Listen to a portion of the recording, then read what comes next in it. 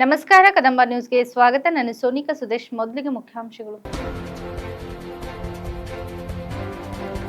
ಯಶಸ್ವಿಯಾಗಿ ಪ್ರವಾಸ ಮುಗಿಸಿದ ಸ್ನೇಹಜೀವಿ ಗೆಳೆಯರ ಬಳಗ. ಕುಂಭಮೇಳಕ್ಕೆ ತೆರಳಿದ್ದ 6 ಜನ ಸಾವು, ಸಾಮೂಹಿಕ ಅಂತ್ಯಕ್ರಿಯೆ. ಅಮರೇಶ್ವರ ದೇವಸ್ಥಾನದಲ್ಲಿ ಶಾಸಕ ಪ್ರಭು ಚವ್ಹಾಣರಿಂದ ವಿಶೇಷ ಪೂಜೆ. ಸುದ್ದಿಯ ವಿವರಗಳು. ಸ್ನೇಹಜೀವಿ ಗೆಳೆಯರ ಬಳಗದ ವತಿಯಿಂದ 7 ದಿನಗಳ ಕಾಲ 32 ಗೆಳೆಯರು ಸೇರಿ ಪ್ರಯಾಗ್ರಾಜ್ ಮಹಾಕುಂಭಮೇಳಕ್ಕೆ ಪ್ರವಾಸ ಕೈಗೊಂಡಿದ್ರು. ಬೀದರ್ನ ಪಾಪ್ನಾ ಶಿವನ ದೇವಸ್ಥಾನದಲ್ಲಿ ವಿಶೇಷ ಪೂಜೆ ಮಾಡಿ ಪ್ರಯಾಣ ಆರಂಭಿಸಿದ್ರು. ಪ್ರಯಾಗ್ರಾಜ್ನ ಮಹಾಕುಂಭಮೇಳ ಕಾಶಿ ವಿಶ್ವನಾಥ್, ಅಯೋಧ್ಯೆಯ ಶ್ರೀರಾಮ ಮಂದಿರ, ಉಜ್ಜಯಿನಿ ಮಹಾಕಾಳೇಶ್ವರ, ಕಾಳಭೈರವನಾಥ್, ಓಂಕಾರೇಶ್ವರ ದೇವಸ್ಥಾನಗಳಿಗೆ ಭೇಟಿ ನೀಡಿ 32 ಯಾತ್ರಿಗಳು ದೇವರ ದರ್ಶನ ಪಡೆದು ಪುನೀತರಾದರು. ಇನ್ನು ಕುಂಭಮೇಳದ ನೇತೃತ್ವ ವಹಿಸಿದ್ದ ಹಾಗೂ ಪ್ರವಾಸದ ಅಧ್ಯಕ್ಷ ಪಟ್ನೆ ಹಾಗೂ ಕಾರ್ಯದರ್ಶಿ ಸಂಜು ಸಿದ್ದಾಪುರ್ ಸೇರಿದಂತೆ ಎಲ್ಲರೂ ಉತ್ತಮವಾಗಿ ಕಾರ್ಯನಿರ್ವಹಿಸಿದ್ದು ಯಾತ್ರಿಗಳಿಗೆ ಯಾವುದೇ ತೊಂದರೆ ಆಗದಂತೆ ಪ್ರವಾಸ ಮುಗಿಸಿ ಕರೆತಂದಿದ್ದಾರೆ. ಜೊತೆಗೆ ಪ್ರವಾಸಗಳ ಊಟ ಉಪಚಾರದ ವ್ಯವಸ್ಥೆ ನೋಡಿಕೊಳ್ಳುವಂತೆ ಹೇಳಿದ್ರು. ಅದೇ ರೀತಿ ಎಲ್ಲರಿಗೂ ಪ್ರಯಾಗ್ರಾಜ್ ಒಂದು ಉತ್ತಮ ಪ್ರವಾಸವಾಗಿದ್ದು ಎಲ್ಲರಲ್ಲೂ ಜೀವಮಾನ ಮರೆಯದಂತ ಪ್ರವಾಸವಾಗಿದೆ ಎಂದು ಸಂತಸ ವ್ಯಕ್ತಪಡಿಸಿದ್ರು. ಪ್ರವಾಸ ಮುಕ್ತಾಯದ ಬಳಿಕ ಪಾಪನಾಶ್ ದೇವಸ್ಥಾನದಲ್ಲಿ ಶಿವನಿಗೆ ಗಂಗಾಜಲ ಅರ್ಪಿಸಿ ಭಕ್ತಿ ಭಾವ ಮೆರೆದ್ರು. जय श्री राम, जय श्री राम, जय श्री राम, जय श्री राम, जय श्री राम, जय श्री राम, जय श्री राम, जय श्री राम, जय श्री राम, जय श्री राम, जय श्री राम, जय श्री राम.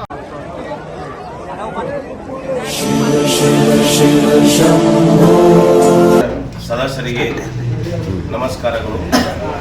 ಇಂದು 8 ದಿವಸಗಳ ಪ್ರವಾಸದಲ್ಲಿ ಪ್ರತಿಯೊಬ್ಬರಿಗೆ ನಮ್ಮ ಜೊತೆ ಸುಮಾರು 15 ದಿವಸಗಳಿಂದ ಫೋನ್ ಮಾಡಿ ಒಂದ್ಸರಿ 4 ಸರಿ ಅದರ ವಿಶೇಷವಾಗಿ ಆಕಾಶ್ ಪಾಟೀಲ್, ಲಿಂಗು ಪಾಟೀಲ್, ರಾಜ್ಕುಮಾರ್ ಪಾಟೀಲ್, ಸಂಜು ಮೊದಲು ಬಂದಿರು, ನಮ್ಮ ಡಾಕ್ಟರ್ ಸಾವಲ್ ಭಾಳ ನಾವು ಡ್ಯಾನ್ಸ್ ಅಲ್ಲಿ 1 ಡೇ ಅಲ್ಲಿ 12 ಗಂಟೆ ರೆಡಿ ಆಗ್ಯಾರ ನಮ್ಮ ಕಂಡ್ರಲ್ಲ.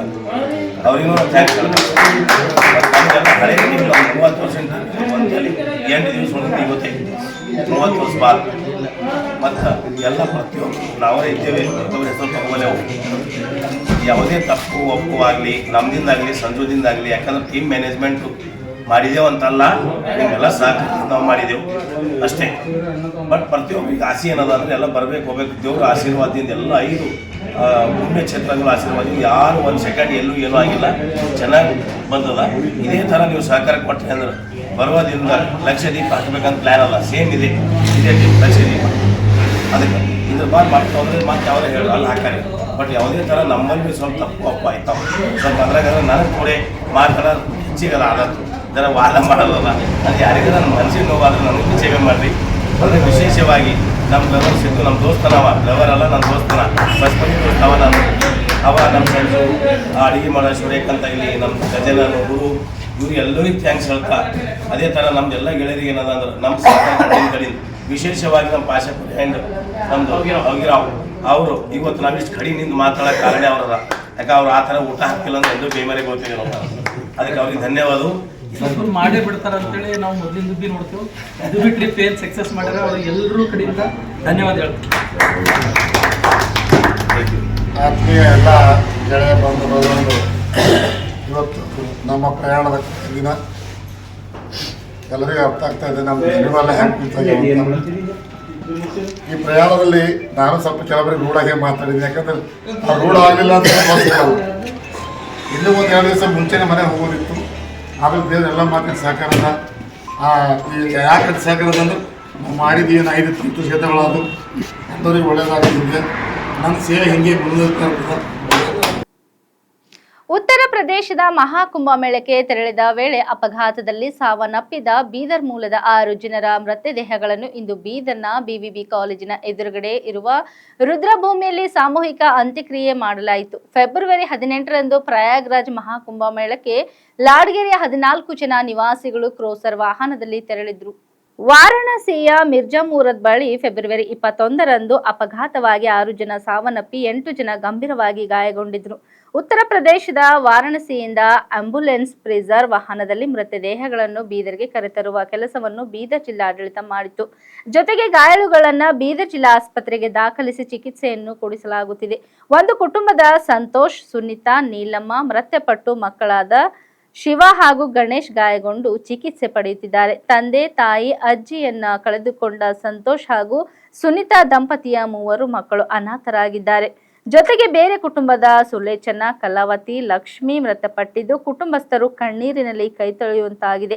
ಇನ್ನು ಒಂದೇ ಬಡಾವಣೆಯ 6 ಜನರ ಅಂತ್ಯಕ್ರಿಯೆ ವೇಳೆ ಕುಟುಂಬಸ್ಥರ ಆಕ್ರಂದನ ಮುಗಿಲು ಮುಟ್ಟಿದ್ದು, ಒಂದೇ ಕುಟುಂಬದ 3ರನ್ನು ಕಳೆದುಕೊಂಡ ಮೃತನ ಸಹೋದರಿ ಆಕ್ರಂದನ ಹೊರಹಾಕಿದ್ರು. ಕುಟುಂಬಕ್ಕೆ ಆಧಾರವಾಗಿದ್ದ ನಮ್ಮ ಅಣ್ಣನೇ ಇಲ್ಲವಾಗಿದ್ದಾನೆ ಎಂದು ಅಳಲು ತೋಡಿಕೊಂಡಿದ್ದು, ನಮ್ಮಣ್ಣನ ಮಕ್ಕಳಿಗೆ ಯಾರು ದಿಕ್ಕು ಅಂತ ಕಣ್ಣೀರು ಹಾಕಿದ್ರು. ಇನ್ನು ಘಟನೆ ಕುರಿತು ಸಮಾಜದ ಮುಖಂಡರು ಅಸಮಾಧಾನ ಹೊರಹಾಕಿದ್ದು, ದುಡ್ಡಿನ ಆಸೆಗೆ ಟ್ರಾವೆಲ್ ಏಜೆನ್ಸಿಯವರು ನಿರಂತರವಾಗಿ ನಿದ್ದೆಗೆಟ್ಟು ವಾಹನ ಚಲಾಯಿಸುತ್ತಿದ್ದಾರೆ. ಇದರಿಂದ ಅಪಘಾತಗಳಾಗುತ್ತಿದ್ದು, ಟ್ರಾವೆಲ್ ಏಜೆನ್ಸಿಯವರ ವಿರುದ್ಧ ಕ್ರಮ ಕೈಗೊಳ್ಳಬೇಕು ಎಂದು ಆಗ್ರಹಿಸಿದರು.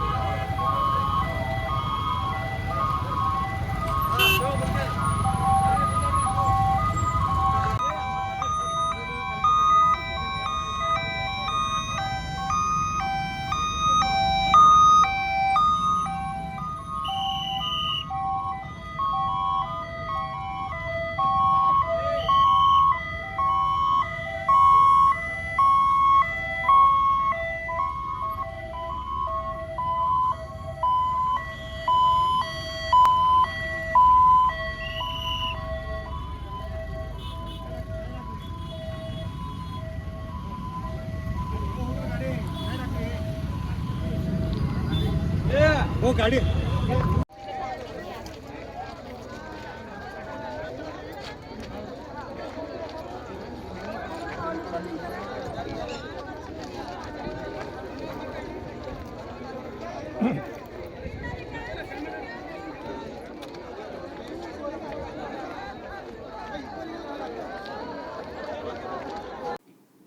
ಮಾಜಿ ಸಚಿವರು ಹಾಗೂ ಔರದ್ಬಿ ಶಾಸಕರಾದ ಪ್ರಭು ಬಿ ಚವ್ಹಾಣ್ ಅವರು ಇಂದು ಔರದ್ಬಿ ಪಟ್ಟಣದ ಅಮರೇಶ್ವರ ದೇವಸ್ಥಾನದಲ್ಲಿ ವಿಶೇಷ ಪೂಜೆ, ಅರ್ಚನೆ, ಅಭಿಷೇಕ, ಹೋಮ ಹವನಗಳನ್ನು ನೆರವೇರಿಸಿ ನಾಡಿನ ಒಳಿತಿಗಾಗಿ ಪ್ರಾರ್ಥಿಸಿದರು. ಉತ್ತರ ಪ್ರದೇಶದ ಪ್ರಯಾಗ್ರಾಜ್ನ ತ್ರಿವೇಣಿ ಸಂಗಮದಿಂದ ತಂದಿರುವ ಪವಿತ್ರ ಗಂಗಾಜಲದ ದೇವಸ್ಥಾನದಲ್ಲಿ ಪೂಜೆ ನೆರವೇರಿಸಿ ಅಲ್ಲಿಂದ ತರಲಾದ ವಿಶೇಷ ಪ್ರಸಾದವನ್ನು ದೇವಸ್ಥಾನಕ್ಕೆ ಸಮರ್ಪಿಸಿದರು.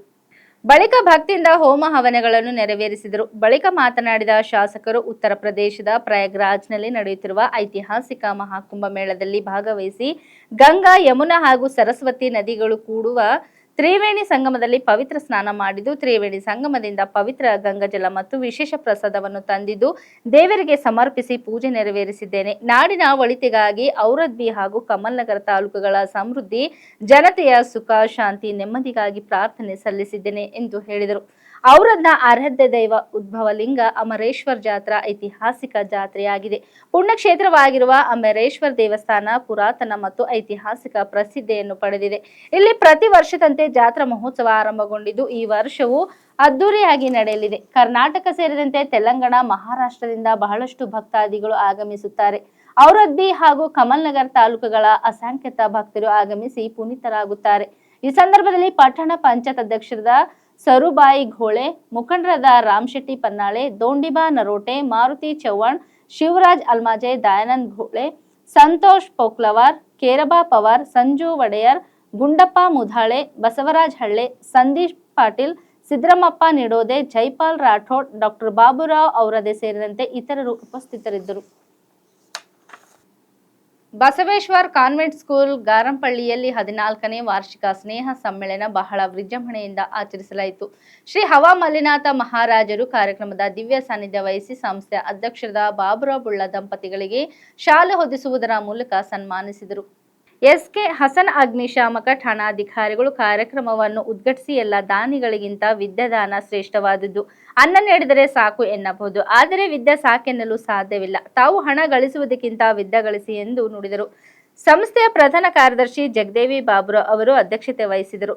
ಪವನ್ ಕುಮಾರ್ ಪಾಟೀಲ್ ಅಧ್ಯಕ್ಷರು, ಗಾರಂಪಳ್ಳಿ ಉಪಾಧ್ಯಕ್ಷರು ಸೋಮನಾಥ್ ಪಾಟೀಲ್, ವೀರಭದ್ರಪ್ಪ ಮಲ್ಕುಡ್, ಮಲ್ಲಿಕಾರ್ಜುನ್ ದಳಪತಿ ಚಿಮ್ಮದಲ್ ಮುಖ್ಯ ಅತಿಥಿಗಳಾಗಿ ಆಗಮಿಸಿದರು. ಸುಮಾರು 200 ಮಕ್ಕಳು ಸಾಂಸ್ಕೃತಿಕ ಕಾರ್ಯಕ್ರಮದಲ್ಲಿ ಭಾಗವಹಿಸಿದರು. ಸುಮಾರು 3000 ಪಾಲಕರು ಕಾರ್ಯಕ್ರಮದಲ್ಲಿ ಹಾಜರಿದ್ದರು. You can get all the facilities which you actually require for your students to study more properly, but for that we need your support also. And what kind of support we are actually required from you is, we just need the admission of your children in our school, so that we can make a wonderful facilities over here. And also our dream is not even stopped over here, because me myself have studied in Bangalore and Hyderabad, and I know each and everything which is there over there, and I can do my best to get all the facilities and all the things over here, whereas my students, they can also get the best thing out of here. And along with the facilities over here, we need something good towards the education also, because I heard so many times that students and parents often complain that even their children have studied the school properly, but still they don't have the knowledge or confidence to face the society or the real terms of the society and all. So we are actually planning to do something more better than the one which is there now, and our school is going to do this thing, the first one. It is going to be the first school where you are going to. ಓಬವ್ವಳ ತವರೂರಾದ ಗುಡೆಕೋಟೆಯಲ್ಲಿ ನಾಡಿನ ವೀರನಾರಿ ವನಿಕೆ ಓಬವ್ವ ಉತ್ಸವವನ್ನು ಬಹು ವಿಜೃಂಭಣೆಯಿಂದ ಆಚರಿಸಲಾಗುತ್ತಿದೆ. ಪ್ರತಿ ವರ್ಷವೂ 2 ದಿನಗಳ ಕಾಲ ಉತ್ಸವ ಆಚರಿಸಲಾಗುತ್ತಿದ್ದು, ಪ್ರಸಕ್ತವಾಗಿ ದ್ವಿತೀಯ ವರ್ಷದ ಒನಕೆ ಓಬವ್ವ ಉತ್ಸವ ಆಚರಿಸಲಾಗುತ್ತಿದೆ. ಮೊದಲ ದಿನದ ಉತ್ಸವ ಬಹು ವಿಜೃಂಭಣೆಯಿಂದ ನೆರವೇರಿತು. ಒನಕೆ ಓಬವ್ವ ಭಾವಚಿತ್ರವಿರುವ ಹಾಗೂ ಓಬವ್ವಳ ದಿರೋಸೋ ತೋಟ ಮಕ್ಕಳನ್ನು ಹೊಂದಿರುವ ವಾಹನದ ಮೆರವಣಿಗೆ ಜರುಗಿತು. ವಿವಿಧ ವಾದ್ಯ ವೃಂದವುಳ್ಳ ಮೆರವಣಿಗೆ ಶ್ರೀರಾಮಲಿಂಗೇಶ್ವರ ದೇವಸ್ಥಾನದಿಂದ ಆರಂಭವಾಯಿತು. ಶಾಸಕರು ಡಾಕ್ಟರ್ NT ಶ್ರೀನಿವಾಸ್ ಅವರು ಪ್ರಮುಖ ಗಣ್ಯರ ಉಪಸ್ಥಿತಿಯೊಂದಿಗೆ ಚಾಲನೆ ನೀಡಿದರು. ಸರ್ಕಾರಿ PU ಕಾಲೇಜಿನ ಆವರಣದಲ್ಲಿ ಕಾರ್ಯಕ್ರಮದ ವೇದಿಕೆ ನಿರ್ಮಾಣ ಮಾಡಲಾಗಿತ್ತು.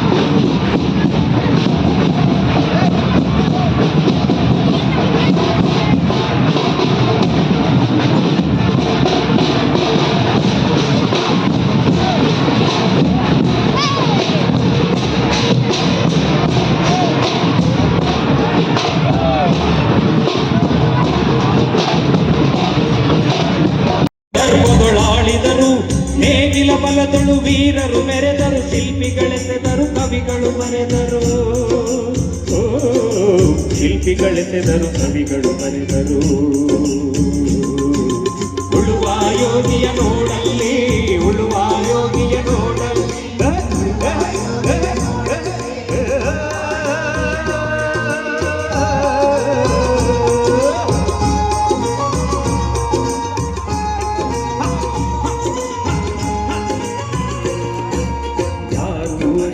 ಹೇಗಿಲ್ಲ ಯೋಗಿಯ ಲೋಕಕ್ಕೆ ಅನ್ನವ ನೀಯುವನು ಹೆಸರನ್ನು ಬಯಸದೆ ಅತಿ ಸುಖ ಕೆಳಸದೆ ದುಡಿವನು ಗೌರವ ಕಾಶಿಸದೆ ನೇಗಿಲ ಕುಲದೊಳಗಡಗಿದೆ ಕರ್ಮ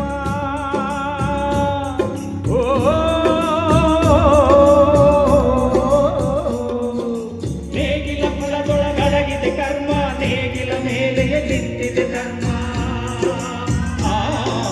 ನೇಗಿಲ ಮೇಲೆಯೇ ನಿಂತಿದೆ ಧರ್ಮ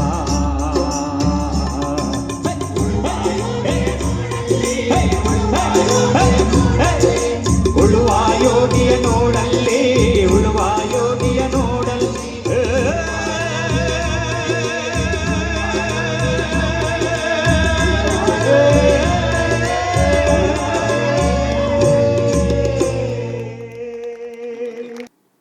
ಇಲ್ಲಿವರೆಗೆ ಸುದ್ದಿ ಕೊಟ್ಟಿದ್ದು ನಾನು ಸೋನಿಕಾ ಸುದೇಶ್. ಮುಂದಿನ ಸುದ್ದಿಯೊಂದಿಗೆ ಮತ್ತೆ ಭೇಟಿಯಾಗೋಣ. ವಂದನೆಗಳು. ದೀನಿ ಆವಾಜ್ ಆನ್ಲೈನ್ ಮದರಸಾ ಅಡ್ಮಿಷನ್ ಆರಂಭ. ದೀನಿ ಆವಾಜ್ ಕೇರಳ ಮಾಡೆಲ್ ಆನ್ಲೈನ್ ಮದರಸದಲ್ಲಿ ಈ ಬಾರಿಯ ಅಡ್ಮಿಷನ್ ಆರಂಭಗೊಂಡಿದೆ. 1ನೇ ತರಗತಿಯಿಂದ 10ನೇ ತರಗತಿಯವರೆಗೆ ಆನ್ಲೈನ್ ಮೂಲಕ ಕಲಿಯಲು ಅವಕಾಶ ಇರುವ ಮದರಸವಾಗಿದೆ ಇದು. ಇಸ್ಲಾಮಿಕ್ ಎಜುಕೇಷನ್ ಬೋರ್ಡ್ ಆಫ್ ಇಂಡಿಯಾದ ಸಿಲೆಬಸ್ಗಳನ್ನೊಳಗೊಂಡ ಈ ಮದರಸದಲ್ಲಿ ಈಗ ಅಡ್ಮಿಷನ್ ಆರಂಭ ಆಗಿದೆ. 6ರಿಂದ 10ನೇ ವರ್ಷ ವಯಸ್ಸಿನ ಮಕ್ಕಳನ್ನು 1ನೇ ತರಗತಿಗೆ ಸೇರಿಸಬಹುದು. ಪ್ರತಿದಿನವೂ ಗೂಗಲ್ ಮೀಟ್ ಮೂಲಕ 1 ಗಂಟೆಗಳ ಕ್ಲಾಸ್ ಲಭಿಸಲಿದೆ. ಉರ್ದು ಭಾಷೆಯಲ್ಲಿ ಕೂಡ ಕ್ಲಾಸ್ಗಳು ಲಭ್ಯ. ಪ್ರಸ್ತುತ ಆನ್ಲೈನ್ ಮದರಸದಲ್ಲಿ ಸೇರಲು ಈ ವಾಟ್ಸಪ್ ನಂಬರ್ ಮೂಲಕ ಸಂಪರ್ಕಿಸಿ 9743558233.